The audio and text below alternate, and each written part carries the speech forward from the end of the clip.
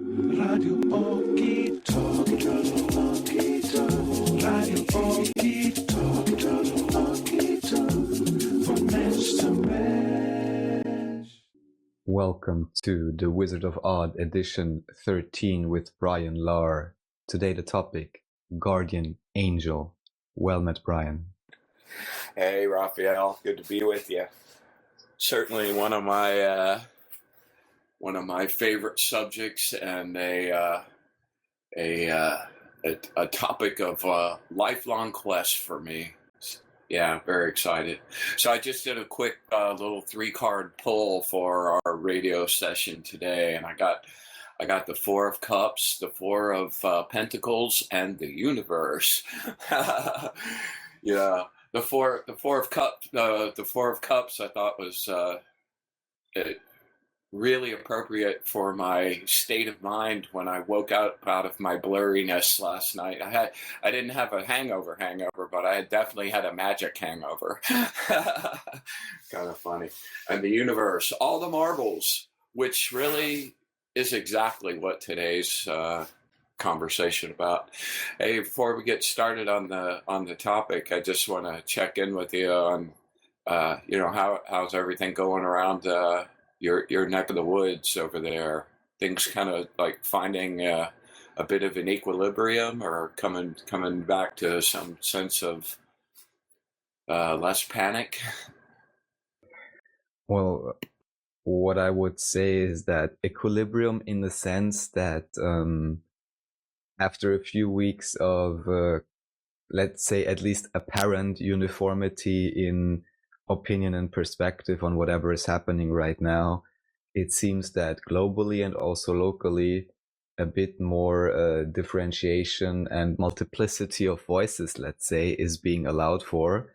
I would say the general population in Austria is not excessively scared or something, and certainly they already are started already, with opening up shops and all of that. So anyhow, people go outside. They kind of try to push the whole mask thing, but from what I can grok, anyhow, this is already being called into question by like even the world president of doctors and so on.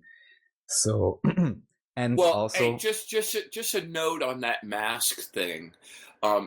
This is something I got incredibly familiar with over the last 5 years. I was working with a company that was manufacturing like the ultimate mask that had this biocidal filter inside of it. Do share the name. Well, it's just getting out right now. But during the research for that mask thing, I discovered, it's like, you see surgeons wearing those paper masks. Those paper masks, as far as filtering like disease or anything, are completely useless. And those masks are in totality for keeping spit and any kind of like stuff coming out of your mouth. That's the only thing those things are good for. As far as stopping any like virus or any disease or anything in the air, they're completely ineffective. They're worthless for that. And then you get up to the N95 mask, and they filter more, but they have a limit on the size of the cells that it'll let through. So most influenzas and viral things, infiltrate that mask as well, So the mask thing is like so overly, people are running around wearing and being mask sheriffs around here. It's like, you're not wearing your mask, and it's like, yeah, okay. It's like what you use for a dog. And I even had some like historical references apparently that even slaves, I think on sugarcane plantations, just what I just read, who knows if it's true, but they had to wear masks so they wouldn't eat like the sugarcane. And we could even get into BDSM and so on. They have these like cool, that's whatever another thing. In a sense, yes and no. I would certainly say this has to do in many different ways with submission, especially if, even the backstory isn't properly, vetted and understood. And anyhow, what's interesting to me is that pretty much in a strange way, I should make more predictions, maybe just for fun. It seems that kind of what I suspected is happening, which is two things. Number one, still is kind of a prediction, which is that on the worldwide stage, those individuals who until recently have had the, let's say, untouchable expert position, whether in Trump's committee or whether worldwide in terms of gates and so on, are gonna have already had and are gonna have more of a, let's say, quote unquote, rude awakening in terms of people not blindly believing them anymore. Number one, and, getting more facts, more storylines, and more, perspective on the whole thing. And the other thing, it was just revealed that apparently in internal meetings in the Austrian government, of course, aside from whatever data they may have had in terms of medical situation, where I wasn't really able to look through it yet. But what's certain is that they were deliberately planning psychologically in terms of instilling fear and calculating apparently, what measures could be taken, how to scare the population basically. And yeah, so very, very interesting. And also here, I think many things are going to be changing because that whole power grab thing is just bizarre to watch. And like my first way of living, like immediate change, came with 9/11. And when 9/11 happened, like in every direction, now they're able to surveil you at a much higher, it's like this mass of things that you took for granted as your personal freedoms all kind of went away. And some of those got replaced to a degree, but most of them those are a thing of the past, and it's like all of a sudden this event happens that scares the shit out of people, and they're willing to do anything to stay kind of safe at the moment. So that's a really good time for the bargaining to take place and for the the new arrangement happening. And I'm looking around at what's happening, and here, I don't know how it is in Austria, but here, with the states have governors, and some of the governors have become little Hitlers and like just imposing these restrictions that are just like, are you crazy?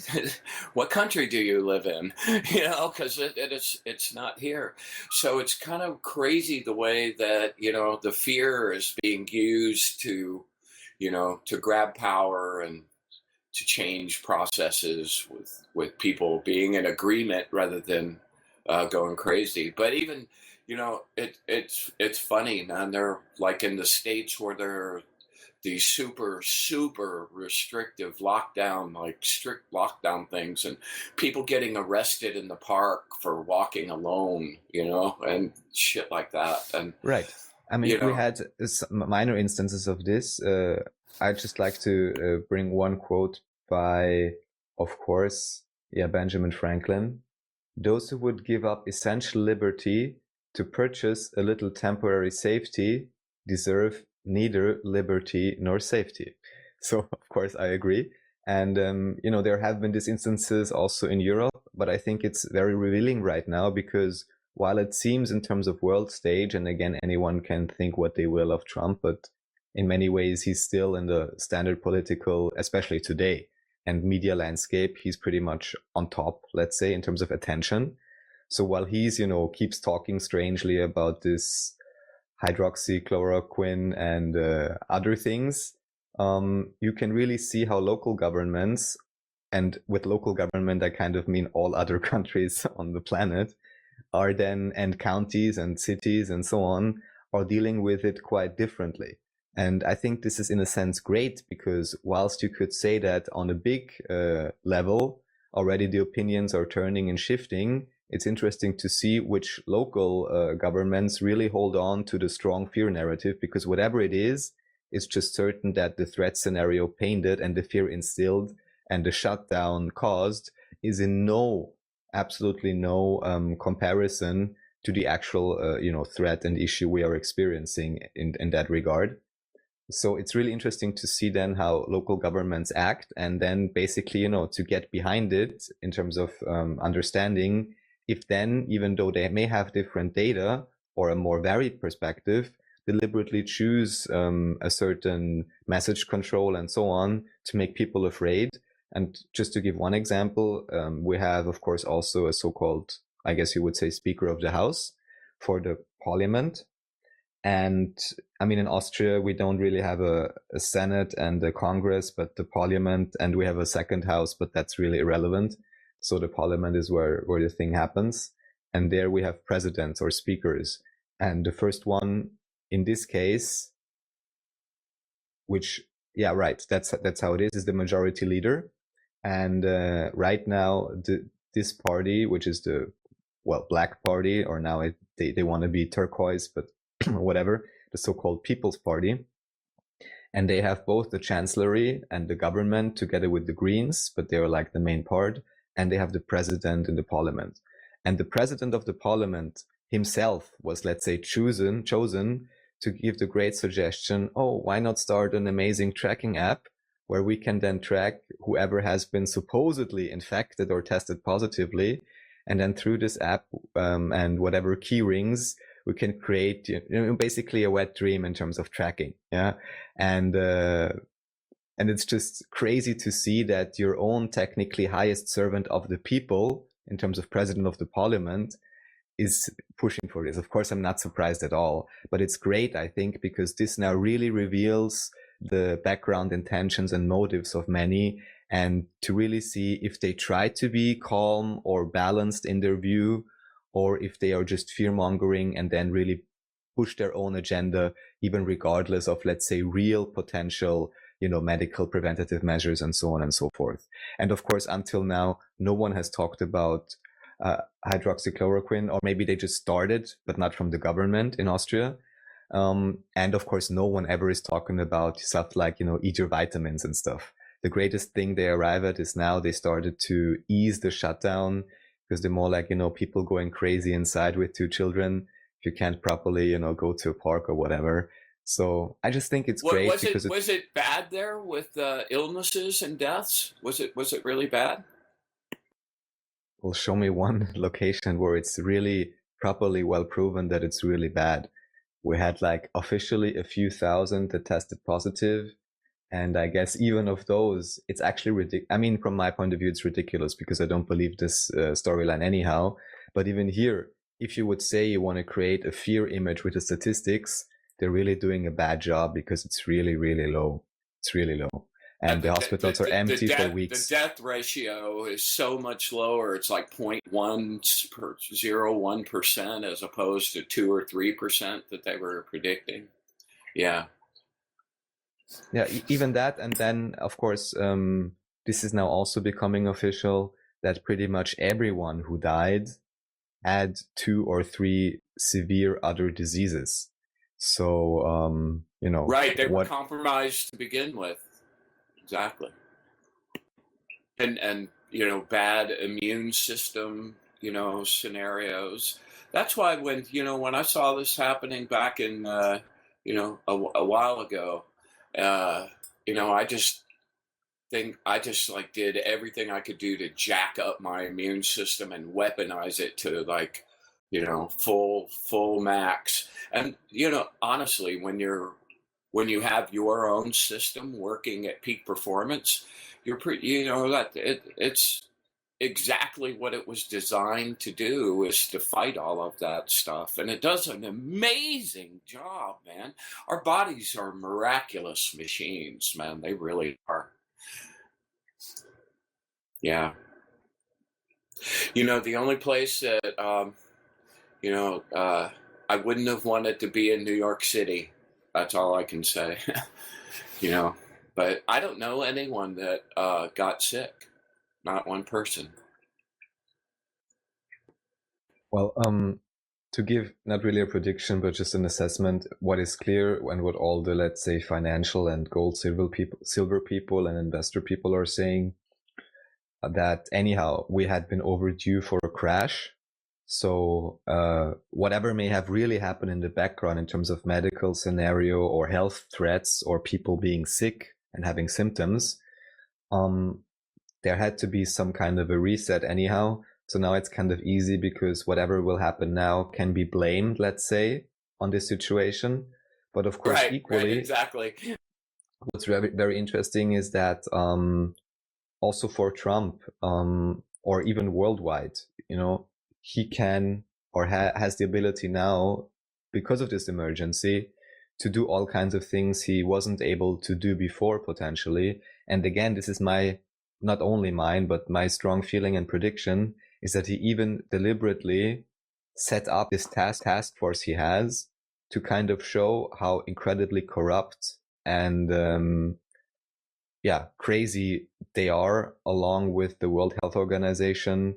And potentially then, if you just take it one step further, this could bring down the entirety of the pharmaceutical industry, or at least the really, really bad parts of it.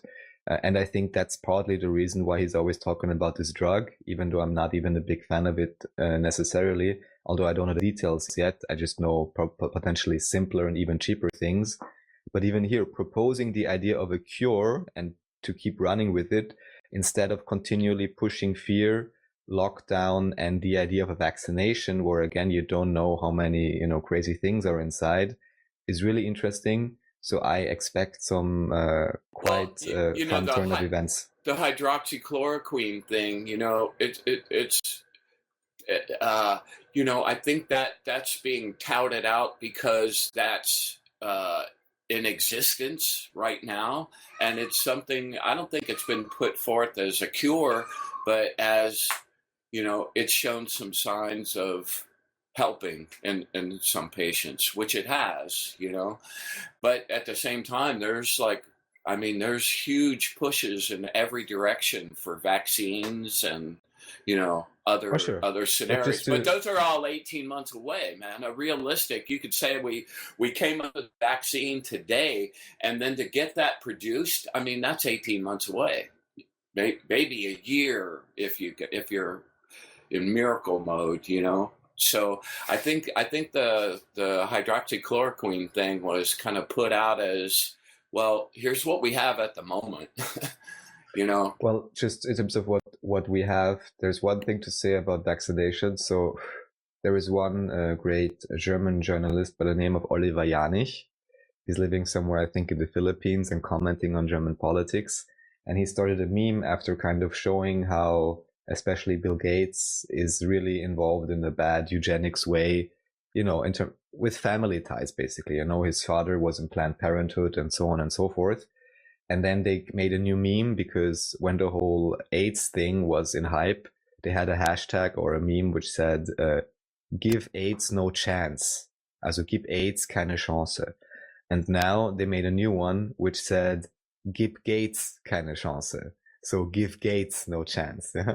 And at least in Germany, it had a huge pushback because it was discovered that quite a few influencers had been set up to release videos in support of this whole program in synchronization without even getting paid for it. And these guys got the heads up, published the information, and then quite a few of those, let's say, prominent influencers just deleted their uploads, and it created a huge stir. So honestly, I think on that front, the tide already is turning. That's great. And in terms of what we have, and this is again, let's say, a US military invention, actually, it's called, one way to call it is MMS, which was a miracle solution or miracle mineral solution. This is promoted by Jim Humble, although he's not selling it. And apparently this is simply a water purification agent where you have an acid and you have, I don't want to say something wrong now. Look it up. So you combine those and basically it's used for water treatment, but you can also basically drink it or apply it. And it seems to be incredibly effective against pretty much anything that is foreign or potentially dangerous to the body. And this has been used for many years now by many, many people worldwide. It is not officially, I would say, a medical treatment, but it is being used, and the point just being that it's so incredibly cheap and so incredibly effective that it's not really something you can make money off. But yeah, so that's kind of the one hint I would like to give.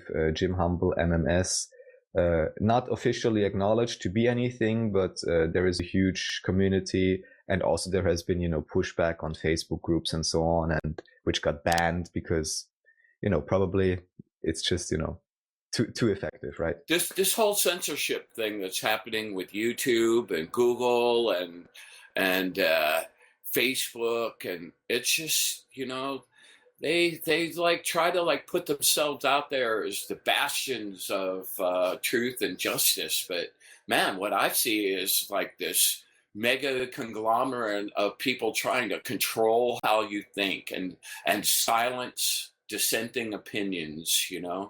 It's like it's an ugly thing going on right now. But just to be clear, because I think in a sense it's great because it's becoming so incredibly apparent even on YouTube, like this David Icke video maybe you've seen or heard of, and then it got banned, and they changed their policy because of that particular video. I mean, and they published it on BBC UK as like a big article or something. How stupid can you be? So honestly, I'm not really sure like who's calling the shots where, because as many whistleblowers as are coming forward, and as how should I say, sloppy as it seems that they're doing this whole thing, I'm really not sure if it's not almost in a sense like, look, it's so in your face, so you can kind of see even on Facebook, like when you post something and then there is a small thing, especially now with whatever Corona officially means exactly.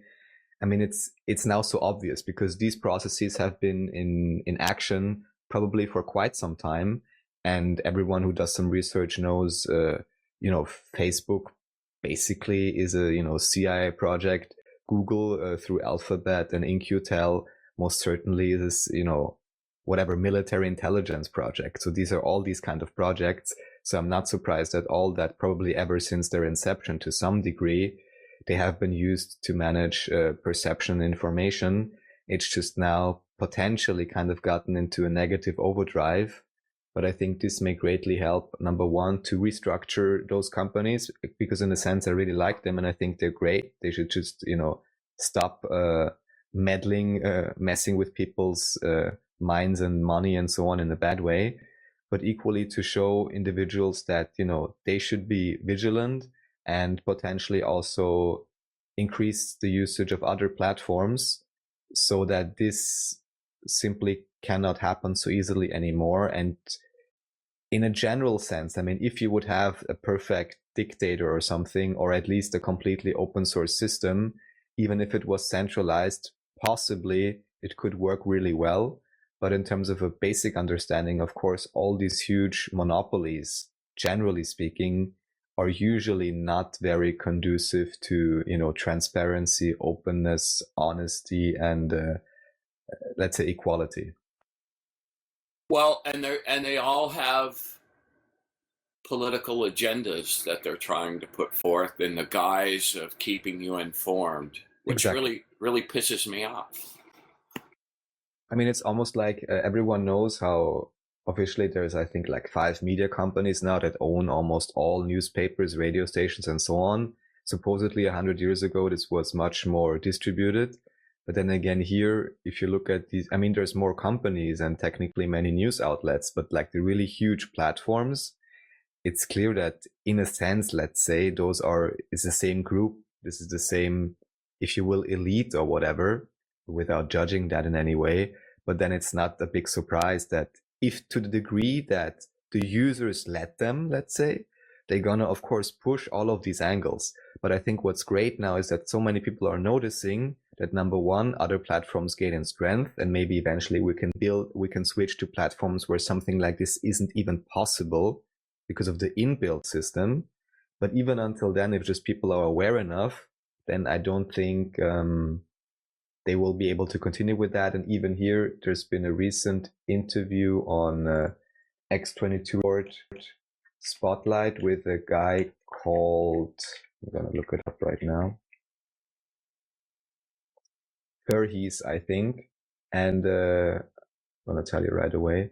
And what he did, he basically, there he is, Zach Voorhees. What he did 2 years ago is he was publishing internal documents from Google because he was an engineer there, believed in their philosophy and so on, and then basically found a blacklist and realized that certain sites are banned.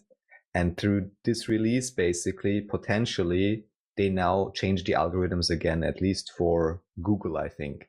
And the interesting part here, I'm not sure if I had mentioned this before, is that this change of algorithm coincided with when Trump gave Google like a huge order to create this, coronavirus self-testing website, which, any high school student could probably hack together in a weekend. But he gave them immense amounts of money. And strangely enough, during these same days, the algorithm changed and certain things which previously were hidden from Google search results came up again. So that's truly interesting. And one more point about this. So this guy's name is Zach Voorhees. And of course, he got kind of, issues with Google then. They tried to lawyer him or whatever. But he's whistleblowing a bit more. And another thing he said is that he found a blacklist where apparently there is a site which deals with cold fusion was blacklisted. And at the same time, he's realized that Google, of course, and some other huge companies silently invested in cold fusion projects, even though when there were first breakthroughs like 20 years ago, they officially said like, oh no, it's nothing really, it's like a fake or it can't be reproduced or something like that. But in the background, of course, they kept researching. So it is quite possible, and in my estimation, actually very likely, that we have all kinds of, advanced energy technologies, even in a, let's say, currently compatible industrial, generally accessible, potentially fashion, that also, could be released any day, basically. So it's just to me interesting how even all this censorship and so on also always very much relates. And it usually also relates, ultimately to energy and to opinion, to perspective, and of course also always to spirituality, and most certainly, and this is maybe where we can get the segue in terms of guardian angel, to authority.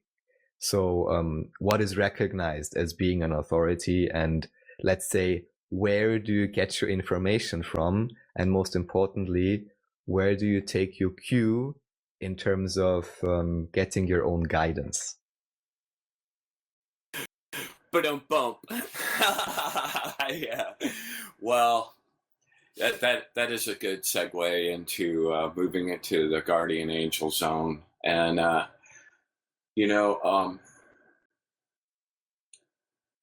the guardian angel is a concept and a thing that is kind of universal in all spiritual magical systems that I've discovered around the world.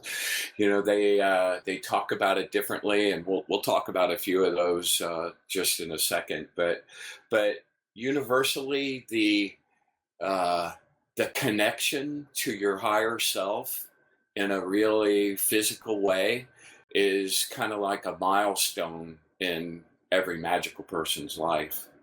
And it's like after that, you have a connection to information that is undiluted and really, really clean, and to a part of you that already knows the answer. It's the part of you that's thinking and living in this sphere that the confusion runs amok. So I wound up, the world's been shut down for a long time. I mean, like, it just ground to a halt for me. Like, everything I do to make money or like do stuff in the world, like, just pretty much just went clunk and turned off. So I've been studying with my teacher now for 12 years, like actual studying. I've known about him for a lot longer, but we've actually been doing practice now for 12 years. And one of the the crowning event for the study I've been working on is connection with your algoides. For simplicity's sake, we refer to it as the ally, and that the concept of that is kind of similar on broad strokes to your guardian angel, but what that is the you that's living on the next set of bands. Like your aura has like 6 bands in this physical incarnation. It goes out farther, but you really live in those first 6 bands, and the next 6 bands up are where another you lives, and not another being that's like you, but like it's actually you living its own life in a higher, much higher vibration, and a really different society. Their society is so different than ours, and the things they value are so different. And the things that we think of as magical for us, are like, that's like sense of touch and eyesight. That's just part of their makeup. So that connection to that, is a great source. That's like the ultimate teacher. So I undertook that that ritual or that ceremony over the last few weeks, and came to some really amazing places. So I wanted to talk a little bit about the concept of guardian angels, where I first came in contact with that concept. Well, I was raised a good little Catholic boy, so I'd heard about guardian angels here in my entire life. But when I was like 17, I got turned on to a series of books by a guy named Carlos Castaneda. Have you ever heard of him, Raphael?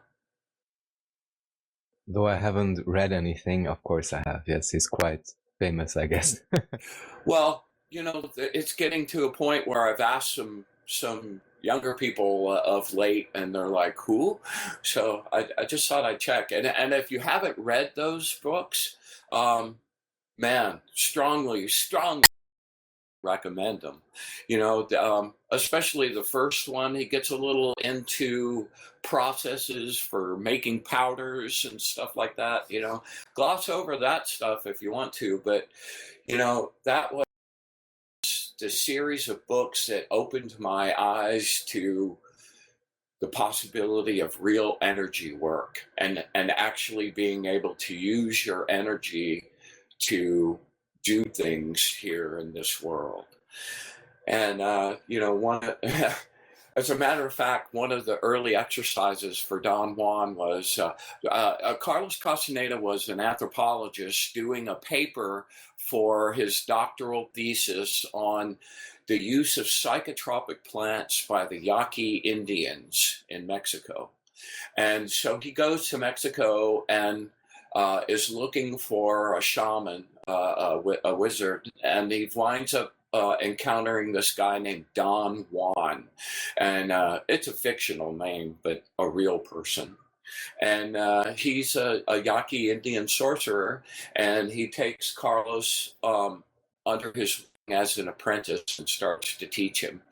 So one of the very first exercises that Carlos does is he goes to Don Juan's house, and Don Juan tells him that there's a power place out on the porch, and that it would light up with a greenish light, and that he had to find, his first exercise was to have to find his power place. So, that was a thing for him, and he eventually found that. And as a 17-year-old, I took that on and kind of developed that skill myself. And there really are power places in the room when you come in. And I'm in my 60s now, and I'm still using it like every day. It was kind of an amazing, eye-opening little journey for me. But one of the main connections in that whole series of books is connection with your ally. And because all of us in the group I'm in are all familiar with Carlos and that terminology, that's how that name got established to use for what we're doing. And you know, each of the times that Carlos connected, you know, it was an outside being that he was connecting with. And a couple times, you know, Don Juan used psychotropic powder to like ramp him up, juice him up, and get him to that space to be able to see it. And those interactions with not only his ally, but a number of other beings I found were incredibly interesting. But in that cosmology, you know, connecting with your ally, you know, is the thing that wakes up your potential. And that notion just became kind of enough for me over the years. And as I moved into different, you know, different cosmologies and different schools of thought, you know, I was always really going focused on that one particular concept.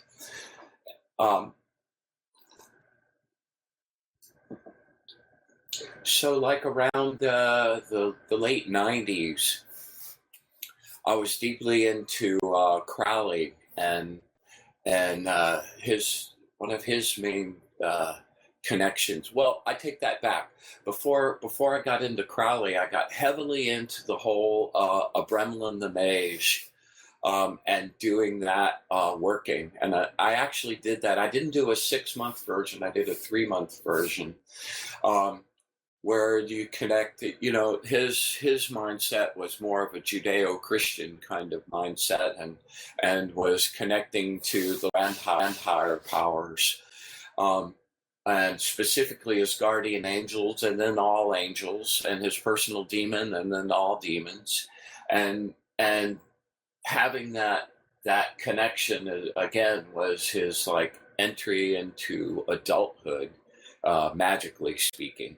So then I took that and went farther and went to the whole vision of the vision and the voice, one of Crowley's most famous books, and the calling of the holy guardian angel, the communion of holy guardian angel, and that was in the 8th ether, the calls of the ether, where you cross the abyss and got to your higher self. And in Crowley's world and cosmology, I don't know how much you've read about that, but you know, that was, you know, you really weren't your fullest magical self until you had accomplished that. And that connection was able to then connect you to many higher places past that. And the connection with the ally. Your connection with the ally. That's exactly right. So, hang on 1 second. Let me get a drink. Of course.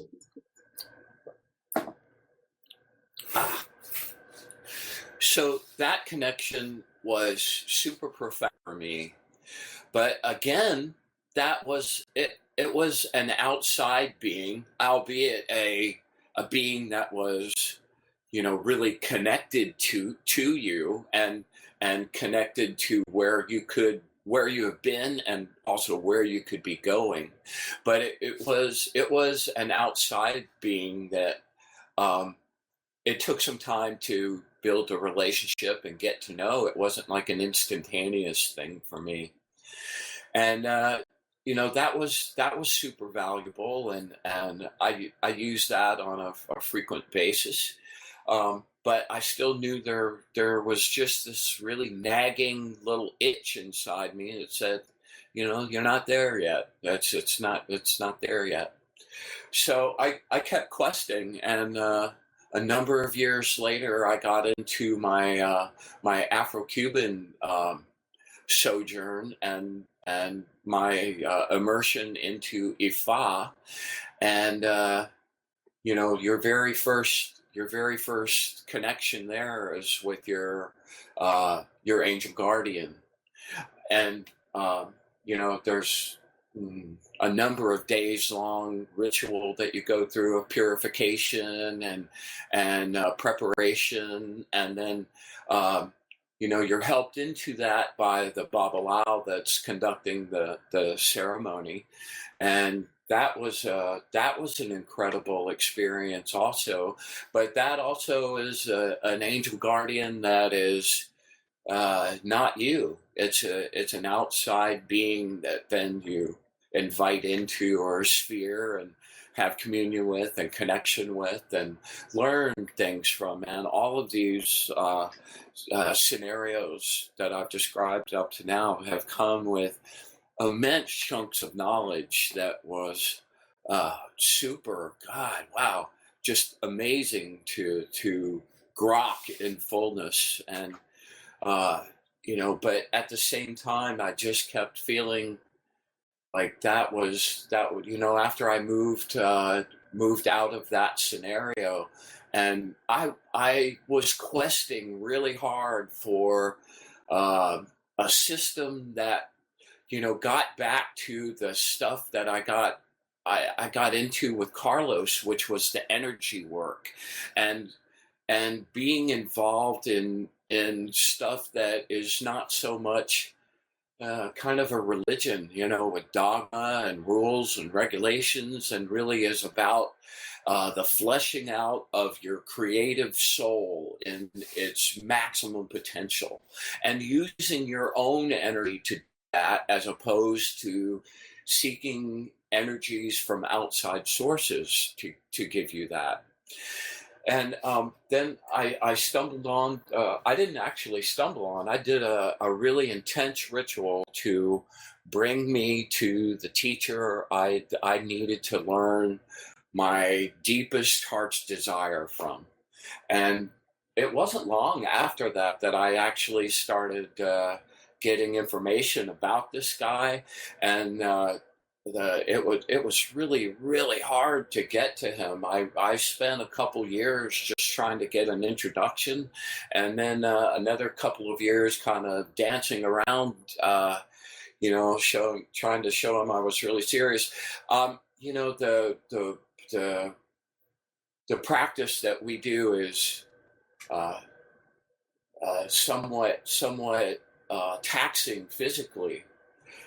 It's the amounts of energy getting moved around, and that whole ability to be able to make mistakes and sustain it and come back from it, usually dictates that people are, like from 17 to 30 is the usual the age range of somebody that's taken on as a full apprentice. And I was 50, so I was way past the cutoff point. So I danced around my best tap dance, and finally, I've told this story several times, so I won't go into it. But it was finally the going to the hospital with diabetes raging, about to send me into a diabetic coma, and I wound up connecting with him right before I went into the emergency room, and he made a deal with me to, like, he'd teach me in effect. He wouldn't make any promises for, anything else. But if I lost that weight, he'd teach me a really great effect and help me get back on a healthy road. And I did that, and it wound up, 12 years later, I've never looked back. And early on in that training, it became apparent that, like, the pinnacle act of this first chunk of the training, because there's many levels of training, but this first chunk of the training is to connect with your you on a really on those higher levels, and that's a very the skills involved to do that are pretty much what the whole first chunk of the training is about. Honing your ability to generate and to channel energy, to be able to hold focus for a while, Okay, so the process to get to your angel guardian is to brighten yourself. I mean, they are, as beings, so immensely bright. Like the light I'm talking about, it's like, wow, like little mini suns. It was mind-boggling at first.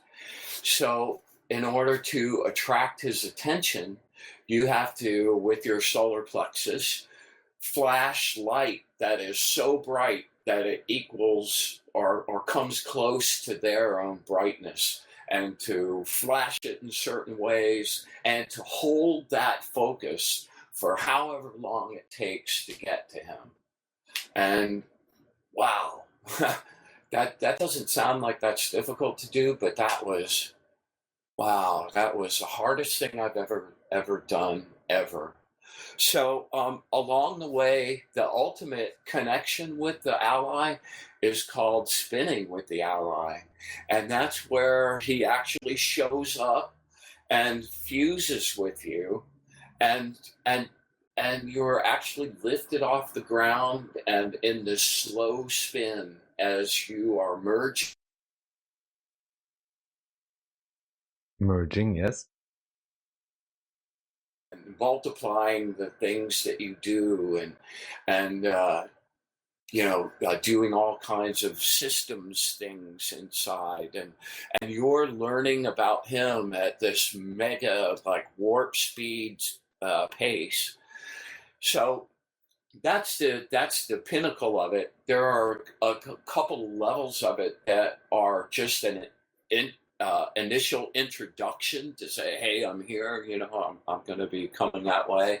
And then a couple of levels past that, one of which is called communion, where he does in fact show up, but it's more of a conversation, back and forth, which for me was just immensely crazy because I'm having this conversation with myself. It looked exactly like me. So my first experience with that was, I kind of got sent on a mission by my teacher's teacher. And I talked all night last night, and so I'm a little raspy this morning. Sorry about that. So I got kind of an assignment to drive to a place called Brown Mountain, Virginia, and that on that mountain during this specific period of time, he would be very, very close to this plane, and it would make it easier for me to connect with him. So that was like 1,000-mile drive, and I wound up cruising up, and I screwed around like an idiot instead of getting on it. And there was so many things that were keeping me from doing it that I kind of like let the time go by without doing. And honestly, I was a little intimidated about doing it as well, because I knew I had some earlier experience where there wasn't conscious connection, but I had connected with this being in a couple of really intense times in my life. So I was aware of how intense it could be. And, I kind of like let it roll through, and I was down to just a couple weeks, and I'm like, well, I've got to go do it. I can't let this opportunity go by. So it turned out to be like the end of February.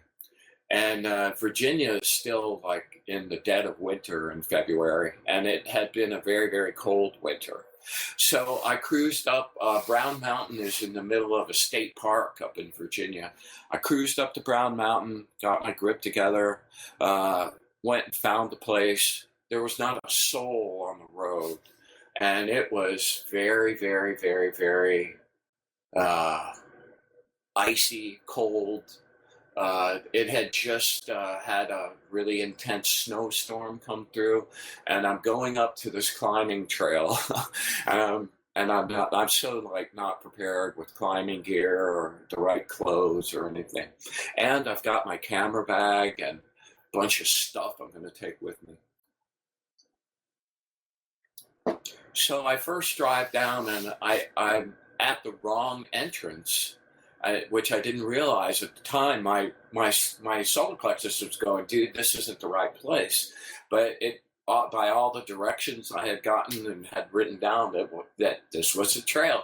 So I'm just 20, 30 feet into the trail, and I hadn't seen anybody on the road in a long, it took me about an hour to get here, and I hadn't seen a single person on the road.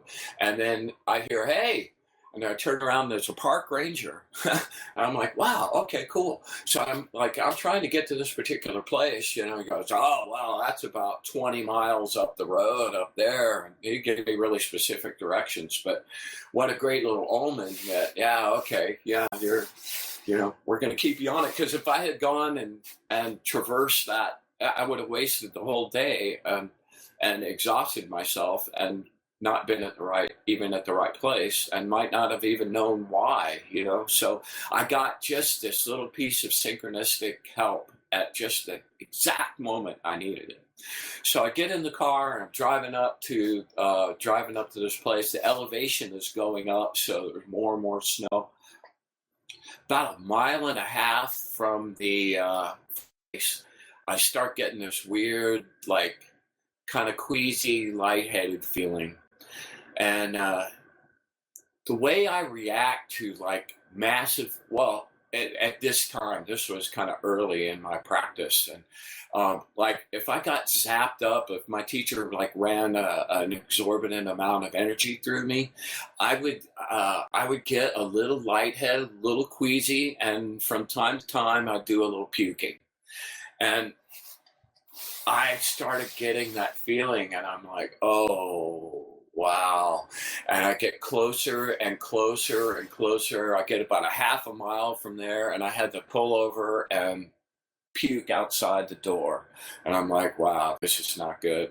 So I get to the entrance to the park, and I'm so motion sick. That's one of my Achilles heels. I get really bad motion sickness. And I'm like leaning out the car door, just hurling and hurling. And you get to that point where there's nothing there. You're just dry heaving and, throwing up your stomach lining. And so I get my grip together enough, and I'm looking at the entrance to this trail, and I can already see it's a challenging trail. And I sat there for about 10 minutes going, man, this is how I normally would feel at the end of the really intense practice. And I'd go home and lay down for a couple of hours and get my grip together. I said, I'm already feeling like this, and I'm at the beginning of like this thing that I have no idea how intense it's going to be.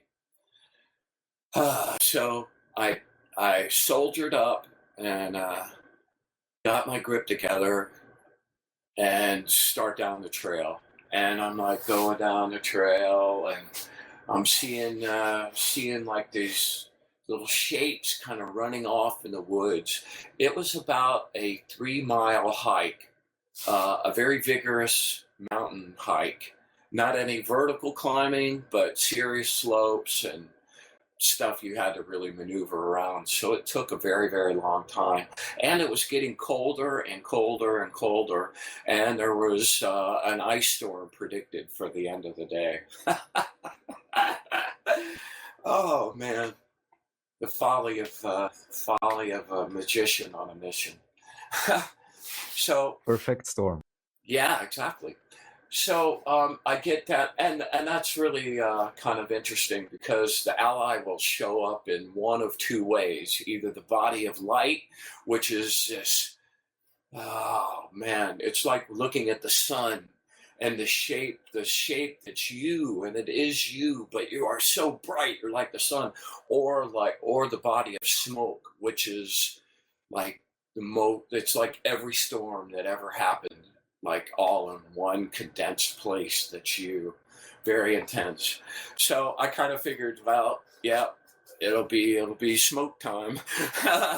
So I get down the thing, and I keep seeing these shadows running off to the side, and I realize that it's like a little pack of wolves, like 3, 4, 5 of them maybe, and they're a ways away, but like as I move, they keep moving with me. So I finally get to this place where there's a creek that had run down. I like had worked my way down into this little valley, and there was a creek that ran down that then split apart into 2 creeks, and in the center was this amazing little island. And I went, wow, okay, this is the spot right here. And about 10, 15 feet away, there was kind of like a little 4 or 5 foot little waterfall kind of scenario, amazingly beautiful place, and it was covered over with trees, very protected. And I went, wow, all right, let's get going here. So I actually got my camera set up and was going to try to take images. You know, I take that thing everywhere, and I get it cranked up, and I find my place in the center of this island, and I start really just going to town. And I guess I'd spent about 2 hours doing it, and I hear it had been just silent, like no bugs, no birds, nothing, no wind, nothing.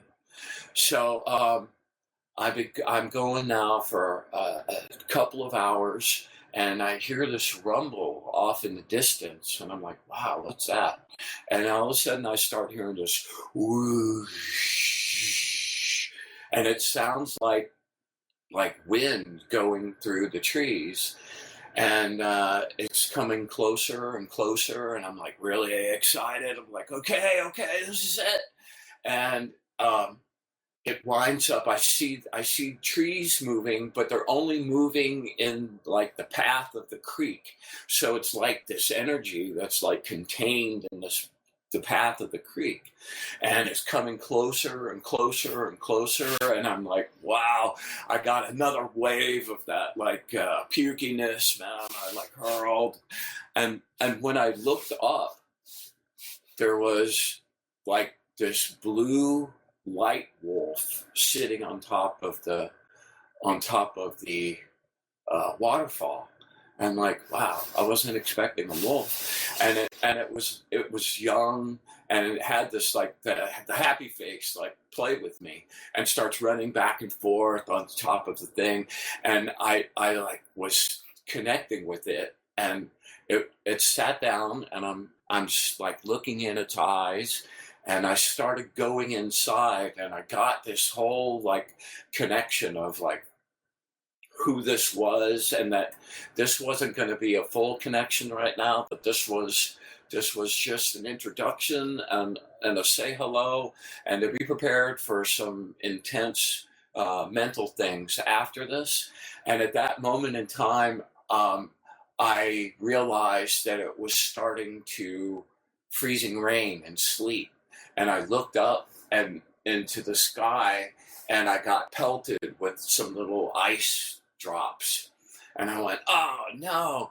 And I looked down, and when I looked down, in the time that I looked up and broke the connection, he left. And I'm like so disappointed. I can't even begin to tell you. I'm like jacked up to the max, but I'm like so emotionally like, wow, that's it.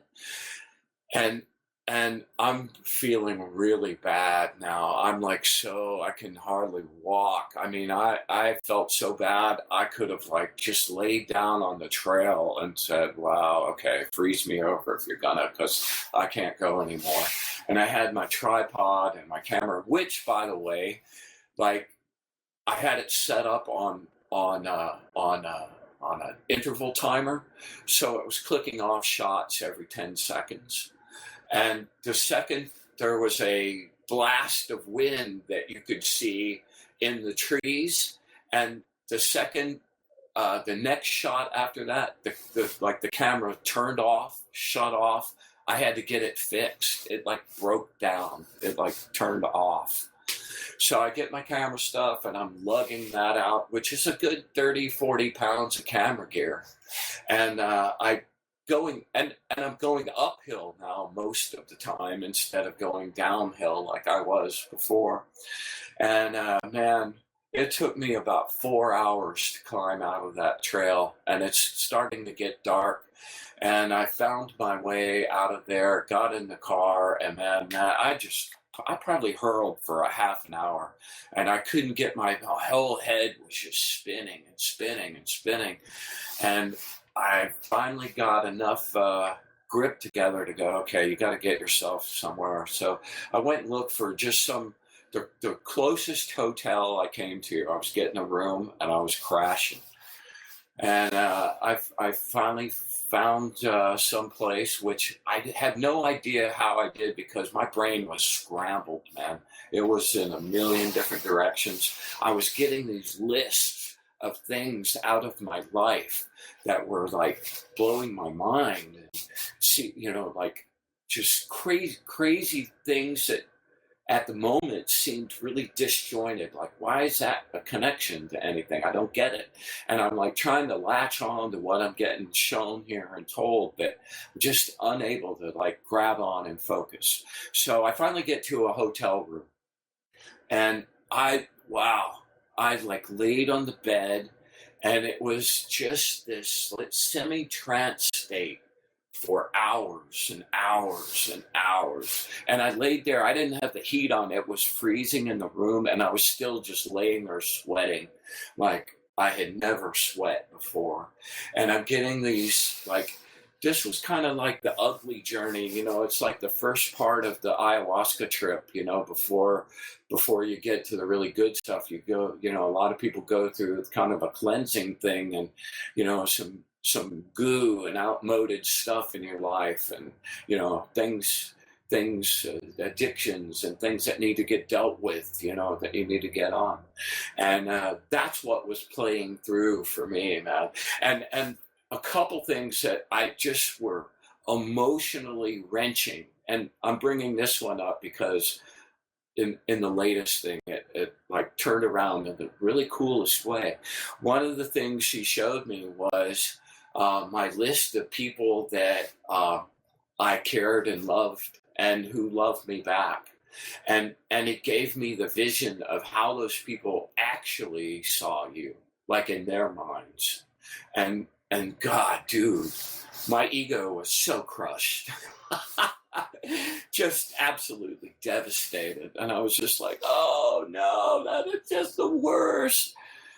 So I finally drifted off to this kind of semi-dreamless state and was there for about 12 hours. And I'm in the same position. I wake up, my right arm, I've been sleeping on it, so it was like a lump of hanging meat that was just asleep. I know, I'm like, where am I? So I finally got my grip together, and the next couple of weeks were very, very intense.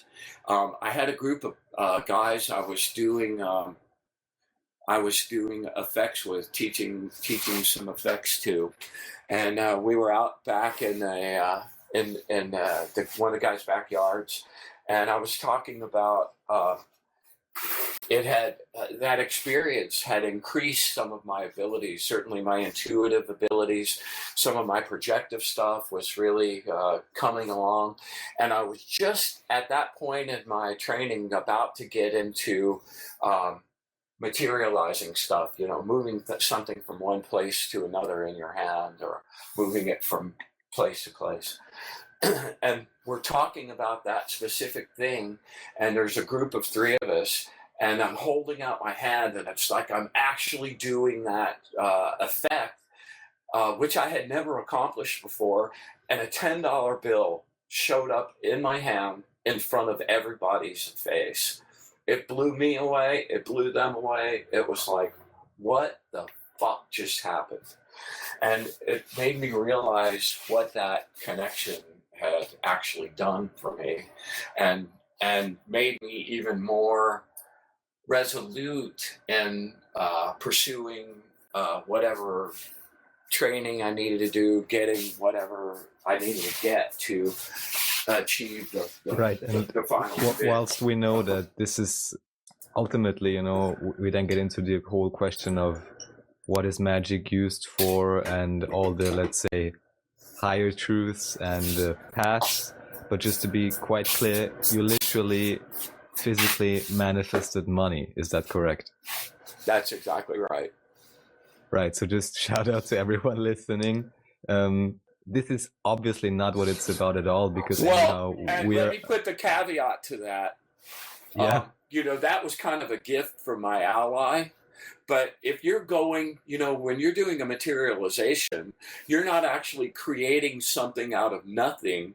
You're bringing something from somewhere else. You're sending it out of phase with your energy, and you're taking those out of phase particles, bringing them to wherever you want, and then bringing them back into phase. So if you're, you know, if you're matting money, that money wasn't money you made. That money came from somebody. You know, and, you know, for me, that's a no. Well, or you just gotta pick the right treasury, right? Well, or do a program so that, and I have to admit, you know, I've run into some times in my life where money was not abundant at all, and I was in need, man, for survival mode.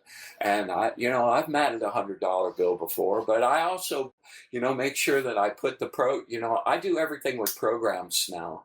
So in the programming, it was specific about making that come from somewhere where it wouldn't be noticed at all, where it was so abundant, that's right. a drop in the bucket.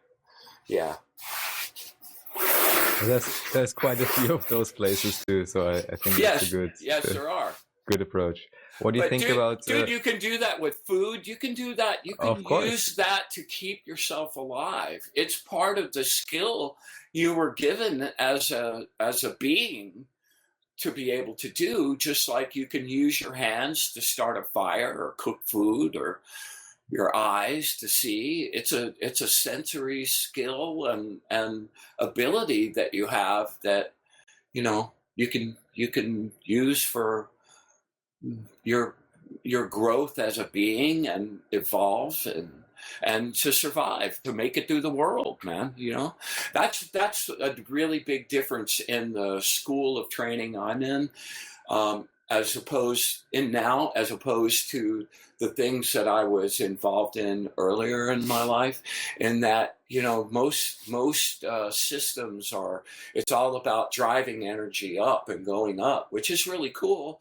But, you know, we live here, you know, and bringing that energy down to here into a place where it actually can be used in a tangible way, I think is a really great thing. I think it's a super great thing. Awesome. What do you think about playing some music? I think that'd be great. I got a little long-winded on that. I'm sorry. No, it's great. And there's actually, I think it was most fascinating, the entire story. The one thing I, of course, and I guess we can discuss this after the break, the whole, let's say, the different levels of manifestation, and yeah, what else can be done with it. So we're going to play it. Yeah? Now you muted yourself. Sorry. Yes. I probably cut it. I'll probably, well, I don't know. We'll think about it. But I was gonna do the intermediate one too, but I think I'll just go to this last version because I think that'll take enough time. Yeah. All right, perfect. Welcome back to the Wizard of Oz edition 13, Guardian Angel, Bryan. Yeah.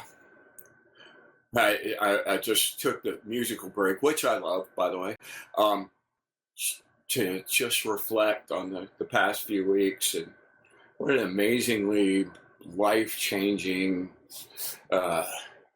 scenario for me. So after the Brown Mountain excursion, which wound up like reverberating through my life in some really crazy ways right after that, like I left the company I was working for. I did a lot of really intense life changes that I felt really compelled to do at that time. But I was not necessarily discouraged, but I had a whole new level of respect for that process after that experience. So I really undertook to shore up my skills and get ready to do it for real. About 2 years ago, I had a really bad accident, cut my my left arm behind my elbow, and had lost pretty much the use of my left hand. It was completely numb, and I've been working on it magically now for that period of time, and I had gotten it to a pretty good place where I had feeling in about half my hand, about half feeling from my third finger over to where my little finger was, and I couldn't feel my little finger at all, and it was curled up in a curl. Really, really nasty. One of the worst effects of that was making my projective practice. I've always loved that part of my practice, that getting juiced up and pushing that, and like it always made me feel like blissful and like, oh man, this is amazing. But the result of my injury and that combination was like putting my left hand in a blast furnace, and oh my God, it hurt so bad. And I had to kind of like put my projective practice didn't go away, but I wasn't able to really push into any big stuff. And some of the bigger things that I was working on that takes a lot of juice, at a certain point, you learn to not rely on your own energy wells. Like when I first started doing projective stuff and the rod spinning thing, I would do that with my own juice. I'd like pull up lots of juice. I'd get super overcranked, and then I would use my juice exclusively to push the rod. Well, what you discover rather quickly is that your energy stores, your cells get depleted really, really fast.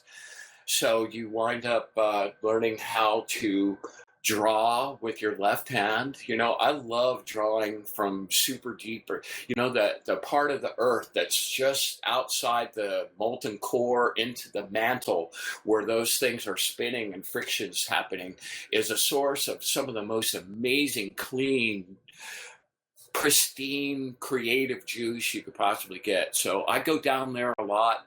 I have an amazing garden with all kinds of trees. I've got an amazing oak tree. I've got fruit trees, plants of all kinds.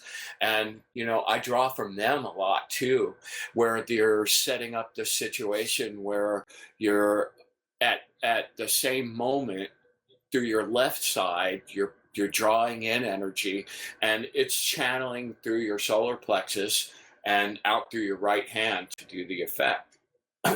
Very, very critical skill to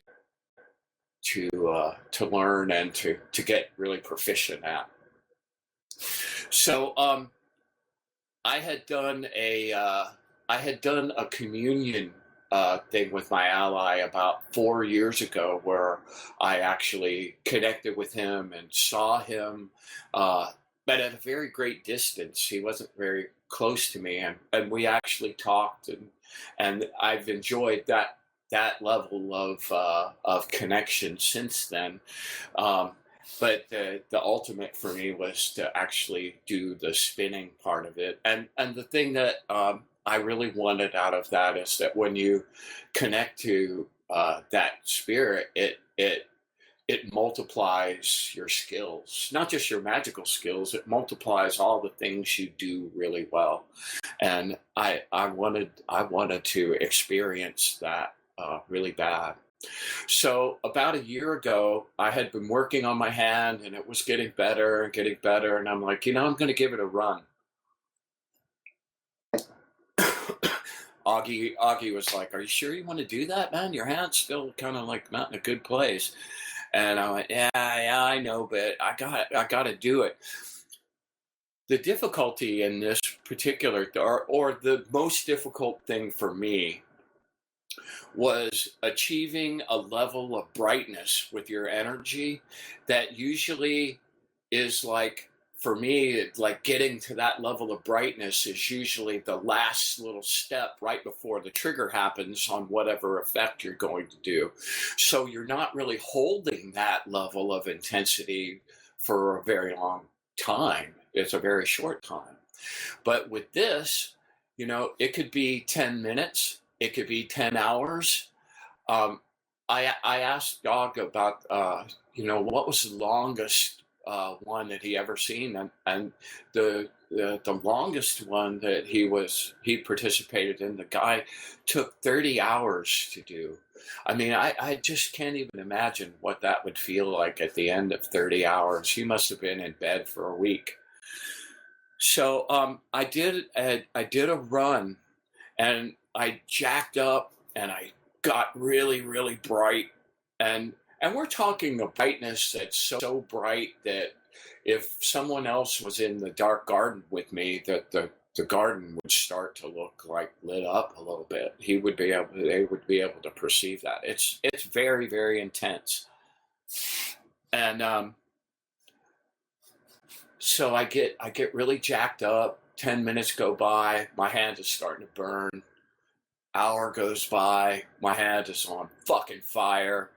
I'm like, come on. And it gets to this point where it made me scream out loud, and I lost my focus, and the brightness went away, and I went, oh shit, okay. So my hand was just on fire. I wasn't able to get through to Augie until the next day, and he's like, wow, dude, okay. So we formulated a plan to work on my hand for about the next year, and to try to get that, if not to 100%, at least to a place where I could practice without a lot of pain, and where I could realistically sustain that level of intensity for at least 3, 4, 5 hours. So that's what we did, and I have to give kudos to him, man. He was with me just about every single night, man, and he was sending me stuff to work on my arm.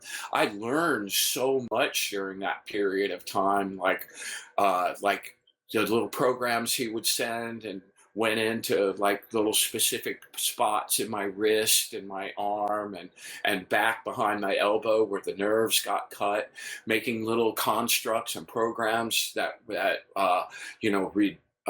work to regenerate new nerve growth and muscle connections, and macroing down and taking those constructs apart was, oh man, I learned so much out of that. That was a whole training in and of itself. And he worked on me pretty much every night for about a year. And we got my hand back to a pretty good place. And I was able to do some pretty extensive mats and some other effects that require a good bit of energy, and I'd get a little burny, a little burny, but nothing to shrink away from, and I was ready to do it. Plus, okay, here we are in the middle of the pandemic. The whole world has shut down. I mean, one of the things you have to plan for when you go to do this is, to give yourself a day, or at least a day, maybe a couple, 2, 3 days, to kind of be getting mentally prepared to start your initial call outs to him, to start slowly ramping your own energy up. Because in addition to having your faucet on where you're drawing and projecting, outside energy, you also want your own personal energy to be as jacked up as possible.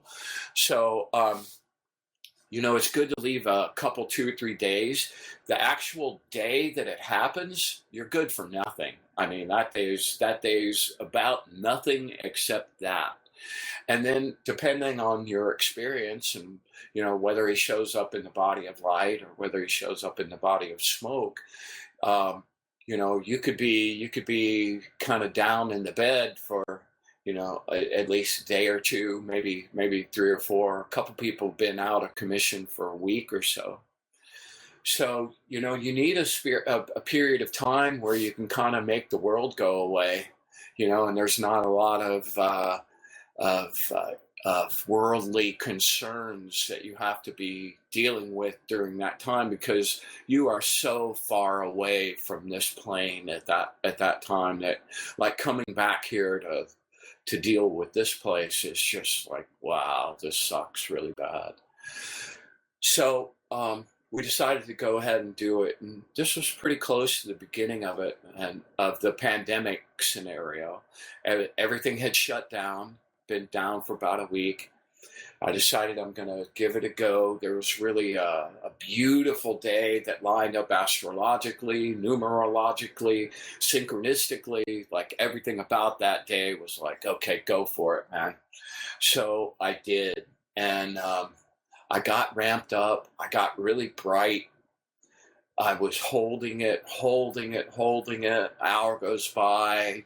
2 hours goes by. I'm projecting out. I'm like sending out little attention getter bursts in addition to the brightness.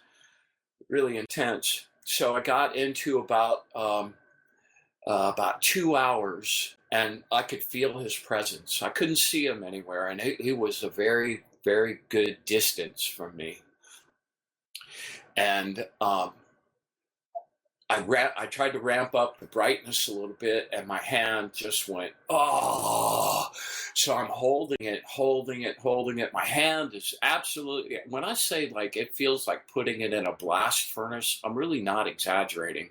I mean, it feels like you've stuck it in some screaming flames. So I'm holding the brightness, and I'm trying not to let attention go to that part of me. I got pretty good over that period of time of compartmentalizing and kind of cutting that off and not really letting that distract me. But it was getting harder and harder and harder. So off in the distance, I kind of see this flash happen. Another flash, it's closer. Another flash, it's closer. I'm getting this rush of energy that was like, whoa, wow, okay, cool. So, like, it gets to maybe 50 yards from me, and I can see my shape. And this just sparkling light. It was white light, but it was like white light with opal prisms happening, opalescent like shades happening that are changing all. It was beautiful. So I'm like, oh man, it's gonna happen. And at that point, my hand, like, I mean, it was like it was on flames, and I screamed out loud, man. It got me, which caught me by surprise, and like was an instant shut-off valve to the scenario. And I'm like, oh no, man, shit. So I spent a week getting back together, got my hand back together, did another one. Okay, I'm like really ramping. He gets close again, and I'm like, I ramped it up again. I got brighter again. I'm like, no, not this time. We're going for it. We're gonna make it. And all of a sudden, in front of my face, like nose to nose, I'm standing there looking at myself, but I'm like light.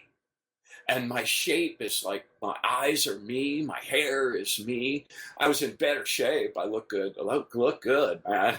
I'm going for that guy, man. He's got it going on. So I'm like right there, and I'm just about to like wait for the connection, and he moves towards me again, and I blacked out. I woke up like 3 hours later. Let me say this. Let me back up a little bit. During the course of this, while I was brightening up, standing up and being in that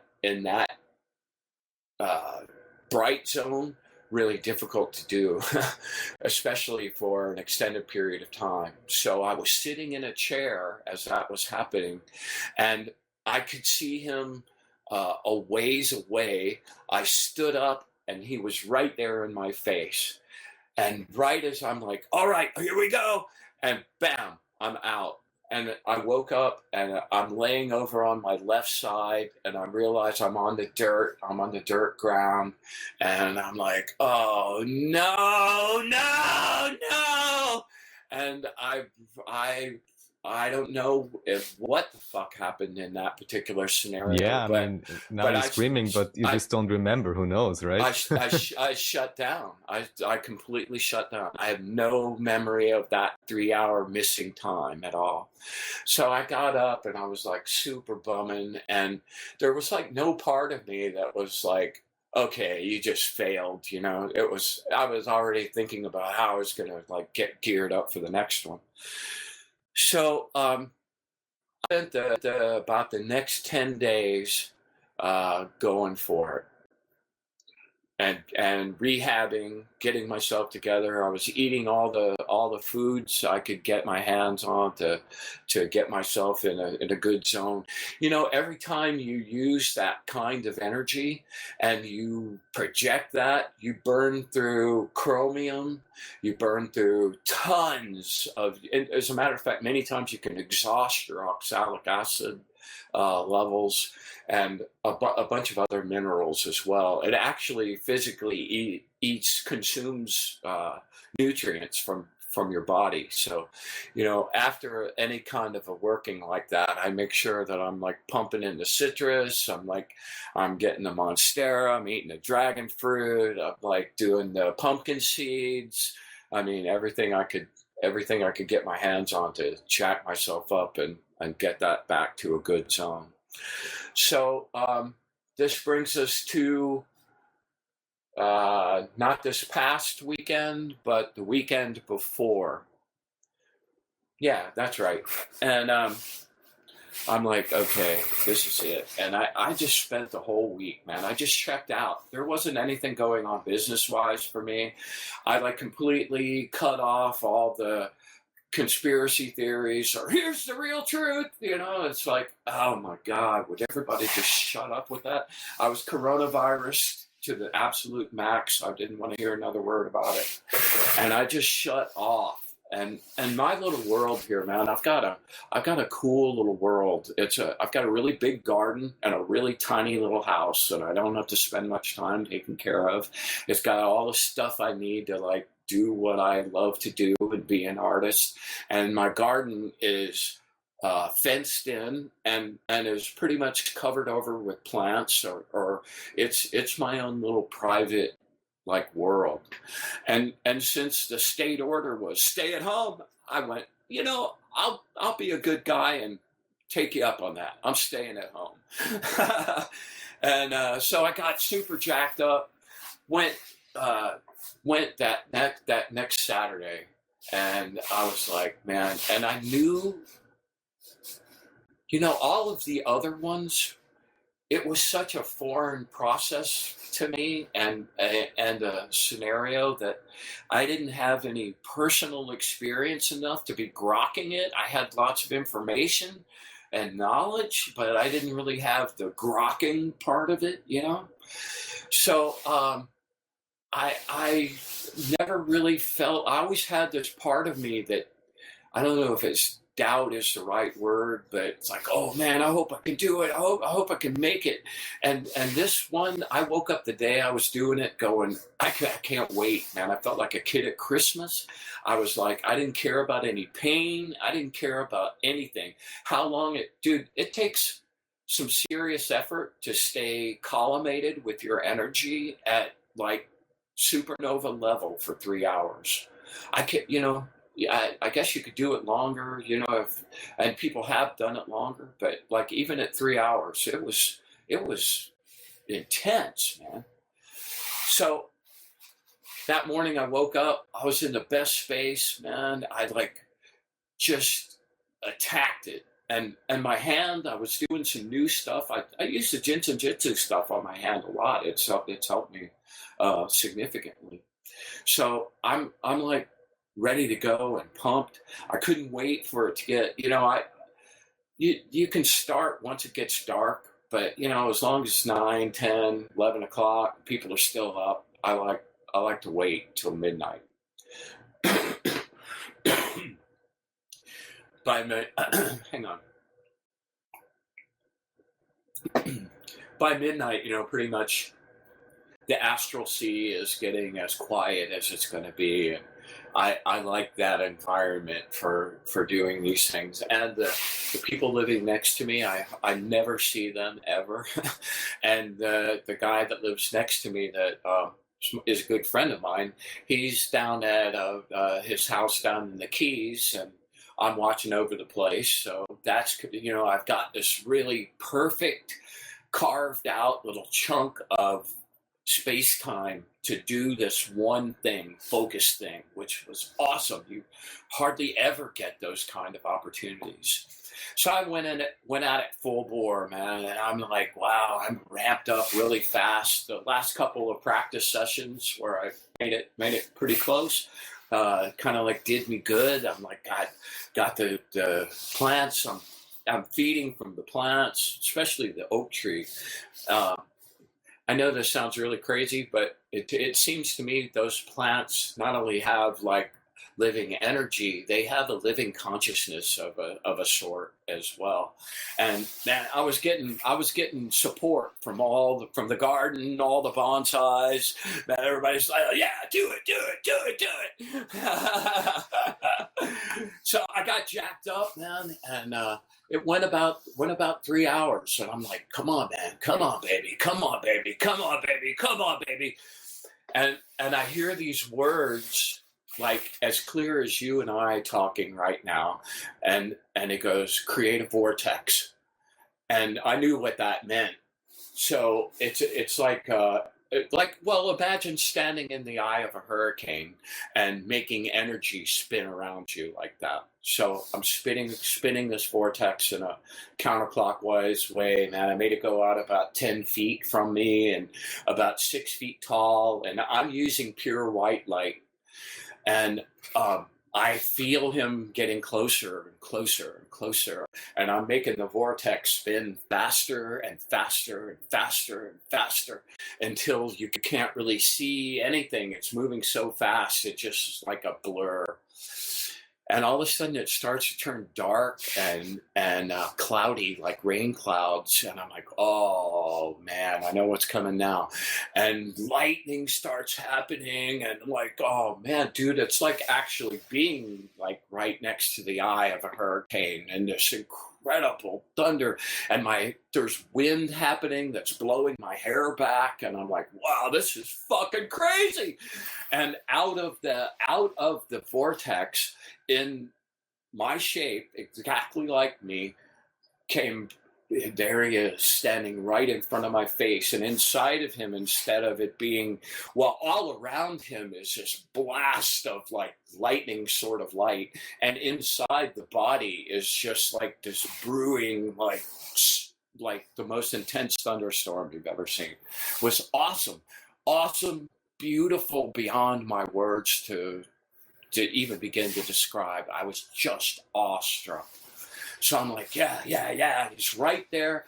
I stood up, or I felt myself stand up, and all of a sudden, I'm like really connected. I connect to that earth energy through the soles of my feet. Like I stick these like super long straws down and just draw up juice. So it's just this column of energy that is just continuing to pour into me.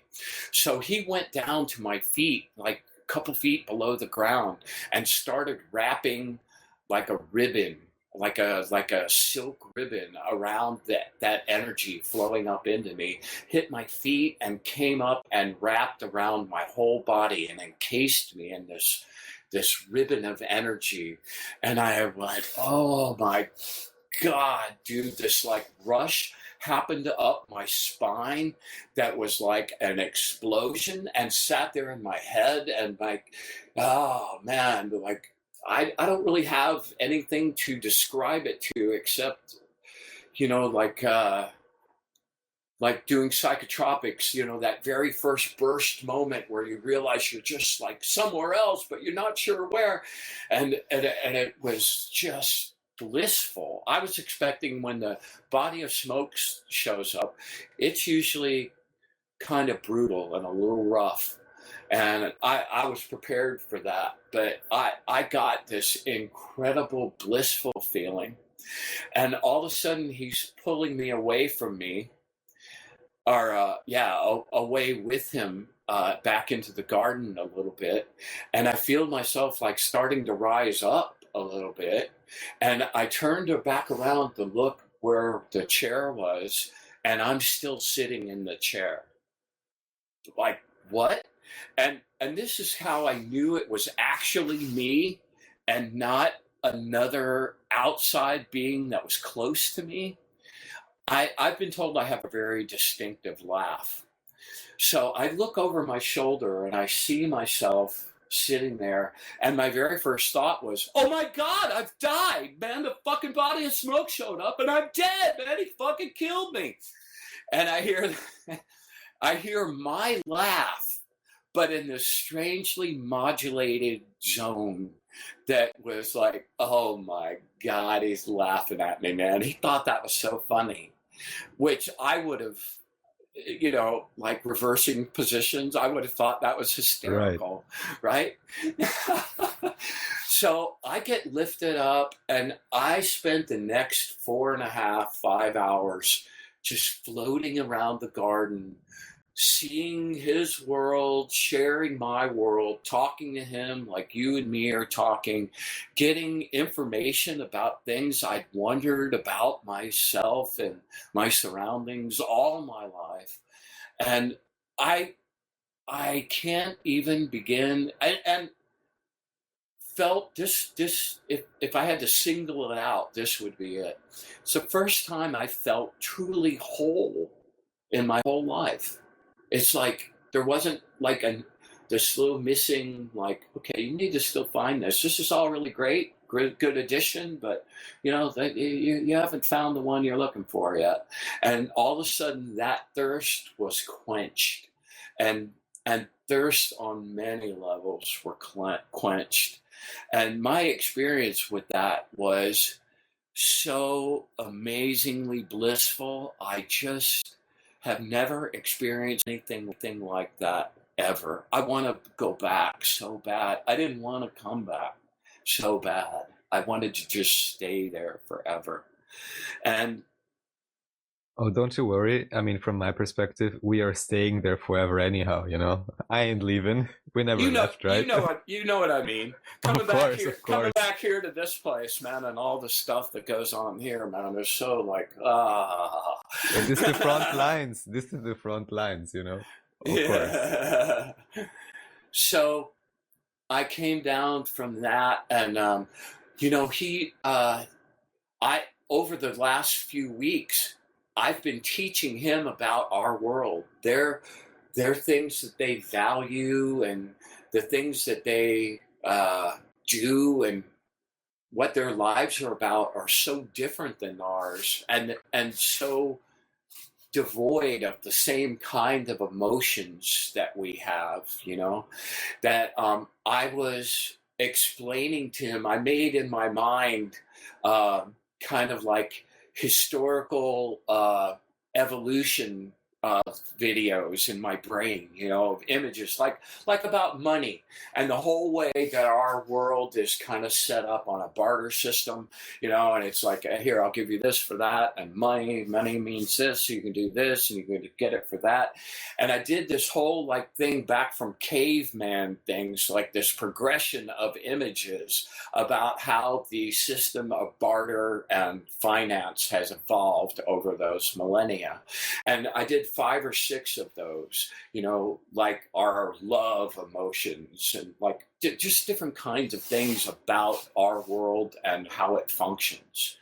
And during the course of that time, he played those videos back for me and added his additions to it and asked questions.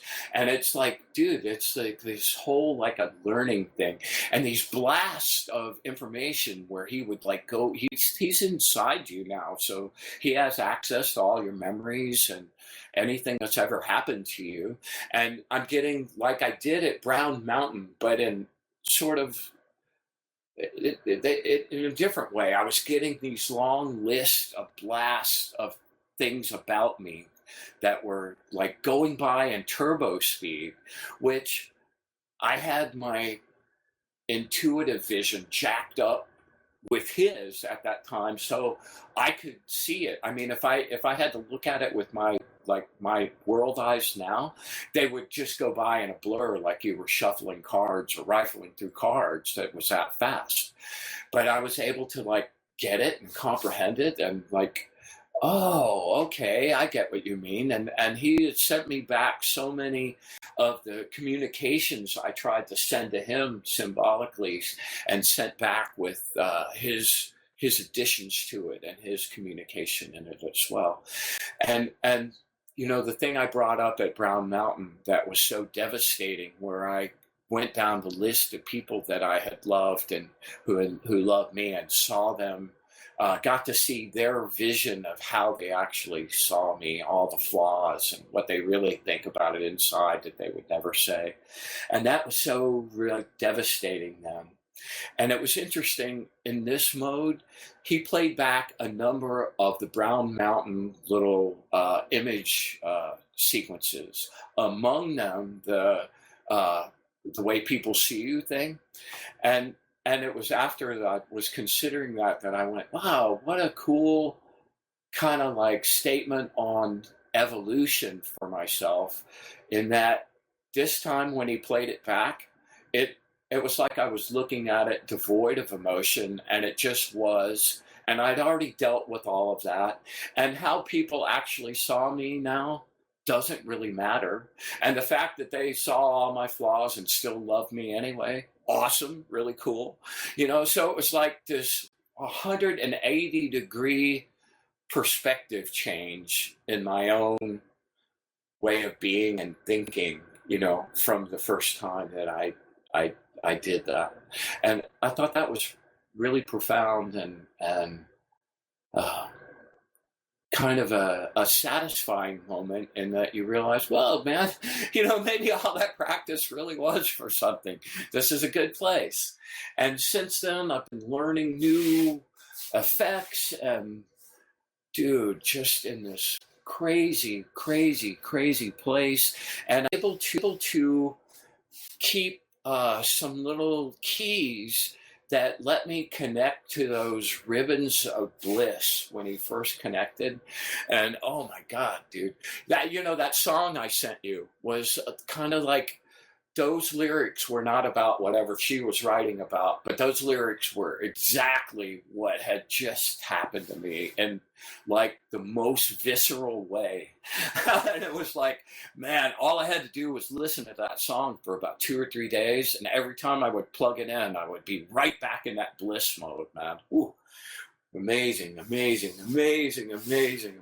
place. So that's that. And now that has, you know, that was kind of the, you know, as always, kind of one of the things I thought was appropriate about pulling the universe card for this talk. You know, it's always amazing that the end of the road is just the beginning.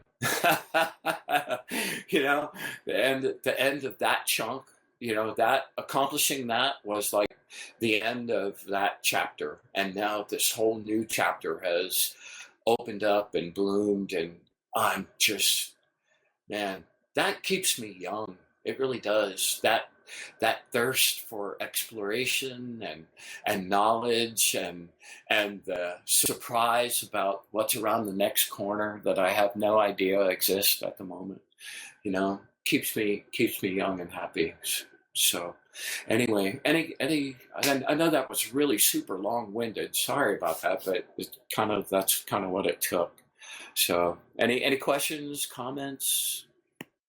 Well, I think you were pretty quick as in to describe timeless experiences. There are quite a few things and aspects about this I'd like to explore. However, without wanting to cut you or us short, I'd leave it at this right now for the show. And the rest we're going to discuss and then see what more we're going to bring up out of that next time, if you agree. Okay, that'd be great. I didn't realize how much time had gone by. Yeah, it's time to say goodbye for the moment. I also love that this is the 13th show. Awesome.